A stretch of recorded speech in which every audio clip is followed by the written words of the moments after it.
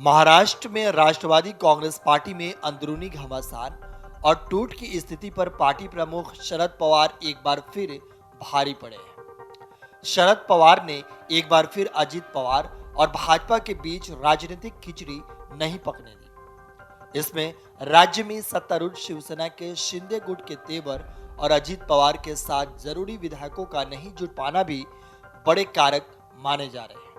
हालांकि इससे राकांपा के भीतर चल रही वर्चस्व की लड़ाई एक बार फिर चर्चा में आ गई है। महाराष्ट्र में मौजूदा विधानसभा में पहली सरकार भाजपा ने अजित पवार के साथ मिलकर बनाई थी, लेकिन शरद पवार ने अजित पवार की एक नहीं चलने दी और चंद दिनों में सरकार गिर गई। पर यहां से भाजपा और अजित पवार के बीच नए राजनीतिक रिश्तों की शुरुआत हो गई थी। सूत्रों के अनुसार बीते एक साल में राज्य में जिस तरीके से शिवसेना में टूट हुई और इसके शिवसेना नेतृत्व को भनक भी नहीं लगी, उसके बाद राकांपा में भी उसी तरह के ऑपरेशन की तैयारी थी, लेकिन खबर लीक हो जाने से मुहिम ध्वस्त हो गई। सूत्रों के मुताबिक एनसीपी में शरद पवार के बाद नेतृत्व को लेकर उनके भतीजे अजित पवार और बेटी सुप्रिया सुले के बीच रस्साकसी की लड़ाई है। ऐसे में अजित पवार बार बार भाजपा की तरफ बढ़ने की कोशिश करते दिख रहे हैं। भाजपा को भी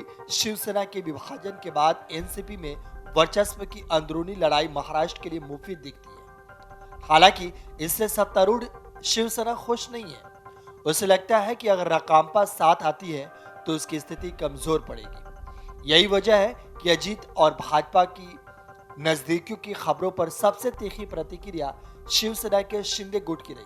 दरअसल भाजपा काफी पहले से एनसीपी को साथ लाना चाहती है, लेकिन शरद पवार ऐसा नहीं होने दे रहे। ऐसे में उससे पूर्व भी अजित पवार को अपने साथ जोड़ा था, लेकिन पवार ने यह भी नहीं होने दिया। हाल में अजित पवार के बयान भाजपा के पक्ष वाले रहे और उन्होंने उप मुख्यमंत्री देवेंद्र फडणवीस से मुलाकात भी की थी।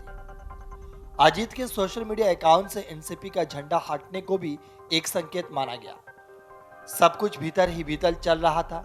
एक दिन पहले भाजपा के प्रदेश अध्यक्ष चंद्रशेखर बावनकुले ने दिल्ली में आकर इसे और हवा दी, लेकिन सुप्रिया सुले ने अगले 15 दिन में 2 राजनीतिक विस्फोट कर अजित पवार को बैकफुट पर ला दिया।